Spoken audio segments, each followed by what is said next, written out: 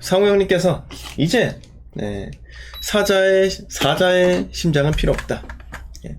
서울 사면 된다. 이렇게 한경 재테크쇼 이렇게 하셨고요.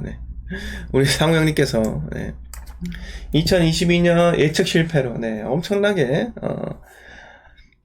비난에 시달렸습니다. 2022년에 10%인가요?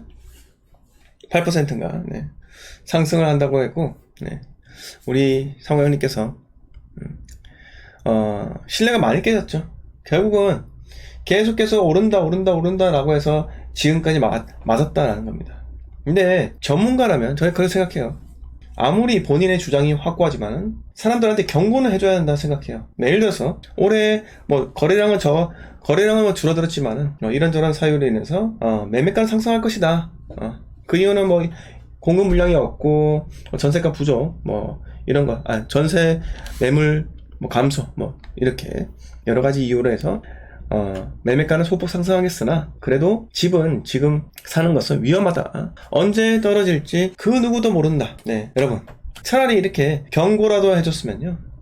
수많은 분들께서 아마 자산의 큰 하락은 없었을 거예요. 저는 2021년 연말부터 부동산 매수하지 말라고 말씀드렸습니다. 저는 마찬가지로 2021년 초에는요. 이 추세가 22년도에도 여전할 것이다 이렇게 생각했지만 21년도에 급작스럽게 이 대부분의 부동산 심리가 바뀐 이유가 바로 대출 제한이에요. 정부에서 일단 집단담보대출까지 다 제한을 하다 보니 갑자기 심리가 와장창하고 깨지게 되었고요. 금리 인상 이런 것들을 같이 묶이면서 결국 현재 집값이 정말 비싸다 이런 생각이 사람들이 들기 시작했다는 거예요. 그러면서 점점 심리가 깨지게 되고 2022년 결국 제가 말씀드린 2021년도 부산 사지 마세요, 대구 사지 마세요 등등등 인천도 사지 마세요 이렇게 말씀드린 것처럼 결국 심리가 깨지면서 부동산은 하락의 길로 가게 되었다라는 겁니다. 자 여러분 결국은 어떻게 됐습니까? 2022년에 수많은 사람들이 피눈물을 흘렸고 결국은 저 그런 분도 기억이 나요. 한 유튜버 분이신데 2021년 하락을 하는 그걸 보고 유사 하락장이다. 지금은 하락장이라 볼 수 없다 이렇게 얘기를 하시더라고요. 참 저는 그걸 보고 와 이 정도는 무섭다. 유사 하락장이라니. 하락이면 하락인 거지. 유사 하락장이 뭐예요? 마치 피해 호소인처럼 피해자면 피해자이지 피해를 호소하는 사람 이게 정말 맞나 라는 생각이 들었습니다. 그래서 제가 말씀드렸잖아요. 작년 6월에도 그랬어요. 전세 대란 있다고 수많은 분들이 이야기하셨지만 계약갱신 청구권이 도래되면서 전세가 대폭등할 것이다 라고 수많은 전문가들은 이야기했지만 저는요 오히려 전세 대란은 없다. 전세가가 비싸다. 떨어진다. 이렇게 하니까 결국 매매가와 전세가 둘 다가 하락하는 이런 우리가 정말 경험하기 힘든 그런 구조를 처음으로 겪게 되었습니다. 자, 지방광역시에 투자를 하다 보면요 하락장 여러 번 겪어요. 여러분들은 믿을지 안 믿을지 모르겠지만 저는 하락장을 세 번째예요. 세 번째. 세네 번째 겪습니다. 왜? 지방은 빠릅니다. 하락장이. 상승장도 짧고 하락장도 짧아요. 그냥 서로 짧아요. 여기서 수많은 기회가 찾아온다고요. 제가 오프라인 강의 때 미처 말씀을 그때 드리지 못했는데 광역시 도시마다 사이클이 다른 그거는요 하락하는 시점이 다르기 때문이에요.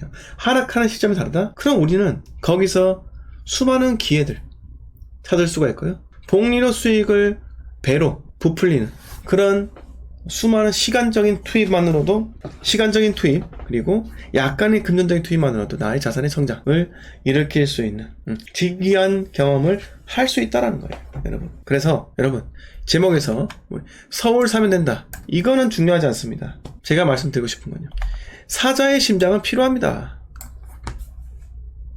사자의 심장이 필요해요. 야수의 심장이죠. 왜? 사이클에 올라타고 그리고 내리기 위해서는요 야수의 심장이 필요한 거예요. 혼자 하기 힘들면요 제가 같이 하자고요. 그걸 제가 말씀드리잖아요. 자, 우리 톡방 우리 골드 멤버십 톡방 보세요. 오늘 매수하시는 거 그분은 투자금이 적기 때문에 그런 선택을 제가 유도하는 거예요. 방향성을 그려드리잖아요. 네. 방향성을요.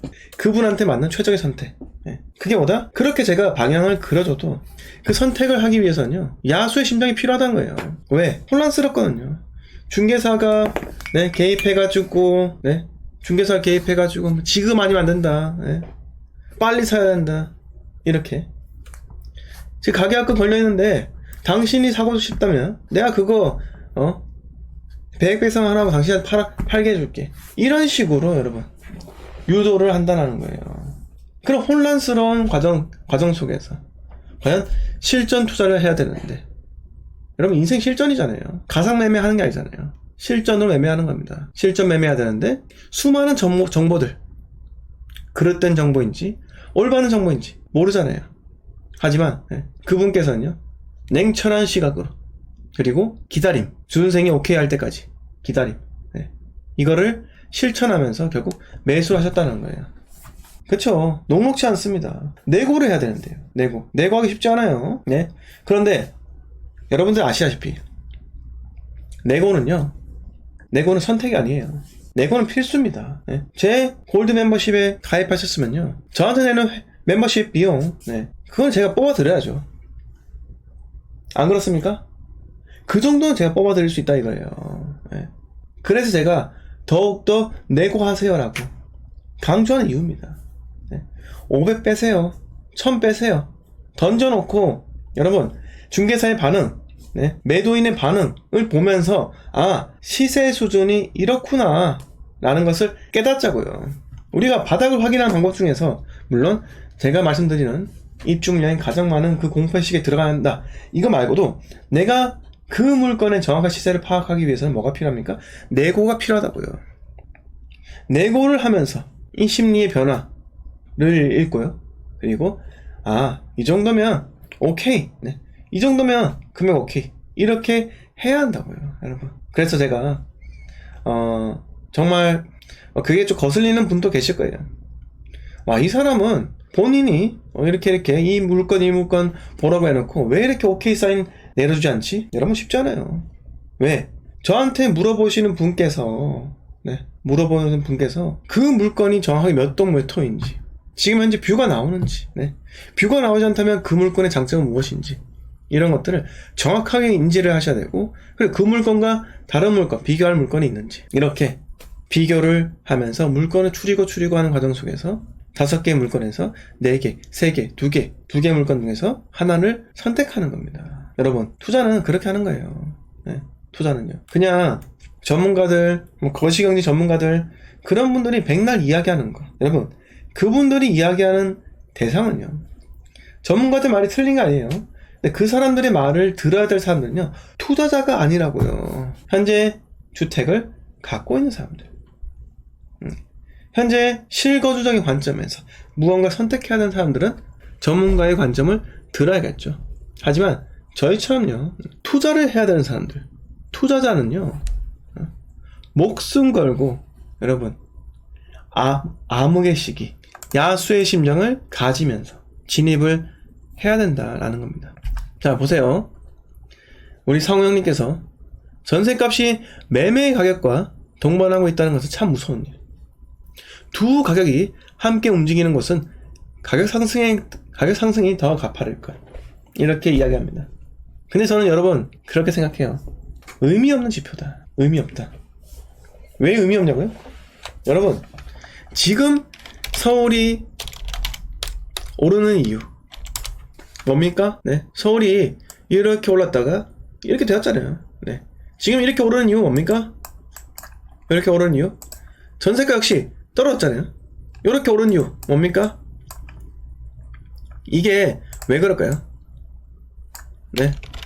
왜 이렇게 오를까요? 왜 이렇게 오를까요? 이유는 단순합니다. 단순해요. 많이 떨어졌기 때문에, 여러분, 많이 떨어졌기 때문에 오르는 거예요. 결국은 이 점이 수요가 진입할 수 있는 시점이라는 거예요. 수요가 진입할 수 있는 가격대. 뭐다? 싸다. 1차적으로 싸다. 그리고 특례 보금자리 대출이 금리 6%, 7%보다 한 40% 정도 싸다. 4%대. 그럼 들어간다라는 거예요. 들어간다. 이 심리가 들어간 거지. 다주택자가 들어갔을까요? 아닙니다. 이런 시기에서도요, 12.4% 내고 진입한 수요가 있을까요? 거의 없어요. 네. 8억이 5억이 되었다. 5억에서 12.4% 내고 6천만원 내고 들어갈 수 있을 것 같으세요? 쉽게 못 들어가요. 누가 들어갑니까? 네? 못 들어가죠. 자, 그래서 제가 말씀드리고 싶은 건 이거예요. 지금은요, 요렇게 올라간 게 무섭다고 보면 안 된다요. 무섭다고 보면 안 되는 겁니다. 무섭다고 보면 상승한다고 이야기하면 호도하면 되는 게 아니고요. 지금은요, 경계해야 돼요. 특히 서울 수도권은요, 네, 금액대가 지금도 비쌉니다. 네, 이렇게 왔다 갔다, 왔다 갔다. 매매가와 전세가가 이렇게 횡보할 가능성이 높다는 겁니다. 왜 그래요? 왜 그럴까요? 여러분, 무주택자가 주택을 하나 더 소유하고자 할 때는 정말 힘든 이런 에너지가 필요한 거예요. 근데 지금처럼 다주택에 대한 규제가 여전할 경우 무주택자가 아니면 추가적인 매수 수요세, 즉 저는 서울에 뒷받침될 만한 지속적인 수요는 적지 않겠나. 이게 이렇게 생각하는 게 합리적인 겁니다.